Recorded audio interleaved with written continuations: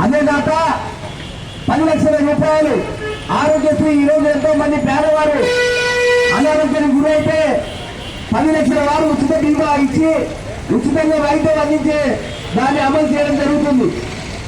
అంతేకాక రాష్ట్రంలో ప్రతి కుటుంబానికి కులాలకు మతాలకు అతీతంగా ఎవరైతే 200 యూనిట్ల లోపు కరెంటు కాస్తున్నారో వాళ్ళందరూ కూడా ఉచిత విద్యుత్ ఇవ్వడం జరుగుతుంది. అంతేకాక ఏదైతే ఎన్నికల హామీలో భాగంగా 500కి మేము గ్యాస్ సిలిండర్ ఇస్తామన్నామో ఈరోజు 500కి గ్యాస్ సిలిండర్ అమలు చేయడం జరుగుతుంది. ఇంకా టెక్నికల్ ప్రాబ్లమ్స్ ఏమైనా ఉంటే వారు కూడా క్లారిఫికేషన్ ఇచ్చి వారందరూ కూడా ఈ యొక్క పథకాల అమల్లో కాంగ్రెస్ పార్టీ కృతనిశ్చయంతో ఉంది. అదేవిధంగా ఈరోజు ఇళ్ళ కూడా ఎవరైతే అప్లికేషన్ పెట్టిండ్రో వాళ్ళందరి కొరకు రాష్ట్ర ప్రభుత్వం ఒక ఆలోచన చేసింది.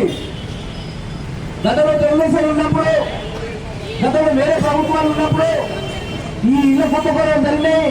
ఎంతో మంది లేని వారు ఉన్నవారు అందరూ తీసుకొని ప్రభుత్వానికి నష్టం కలిగించింది. కాబట్టి ఈ రోజు ఆ విధంగా జరగకుండా ఒక పారదర్శకంగా ఎవరైతే ఇల్లు లేదు వాళ్ళు ఖచ్చితంగా ఇల్లు పొందాలి, వాళ్ళకి ఇల్లు ఇవ్వాలనే ఈరోజు ఒక యాప్ తీసుకొచ్చి యాప్ ద్వారా ప్రతి పేదవాడిని ఇల్లు లేని ప్రతి పేదవాడిని గుర్తించే ప్రక్రియ స్టార్ట్ అయింది నిన్ననే.